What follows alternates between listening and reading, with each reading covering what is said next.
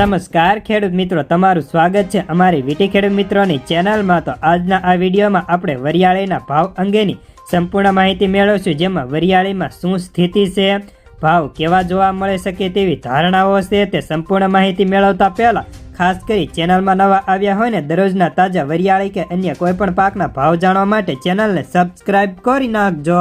મિત્રો, જ્યારે ખેડૂતોએ વરિયાળીનું વાવેતર કર્યું ત્યારે મોટાભાગના ખેડૂતોએ પ્રતિ મણ 2000, 3000 કે તેથી વધારે ભાવની ગણતરી કરી હતી। સાચું કે નહીં તે અમને કમેન્ટ કરી જણાવો। જે વરિયાળીનું વાવેતર સમયે જે 4000 રૂપિયા પ્રતિ મણે કે તેથી ઉપરની સપાટી જોવા મળતી, ત્યારે ખેડૂતોએ મોટી માત્રામાં વરિયાળીનું વાવેતર કર્યું હતું અને અત્યારે વરિયાળીના ભાવ હજે વરિયાળી માર્કેટમાં ઠલવાય પણ નથી। ત્યાં વરિયાળીનું બજાર ઘટીને અત્યારે 1500ની સપાટી કે 2000ની સપાટીએ પહોંચી ગયું છે।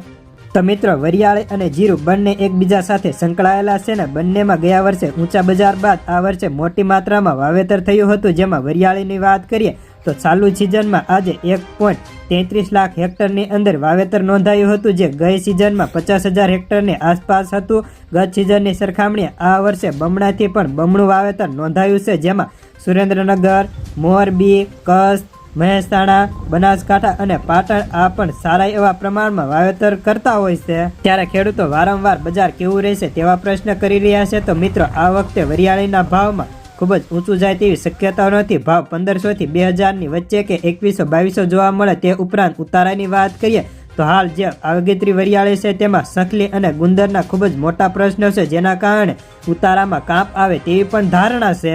તો વધુ સમય ન લેતા ચાલો જાણીએ હાલ વિવિધ માર્કેટમાં વરિયાળીના ભાવ કેવા છે તે।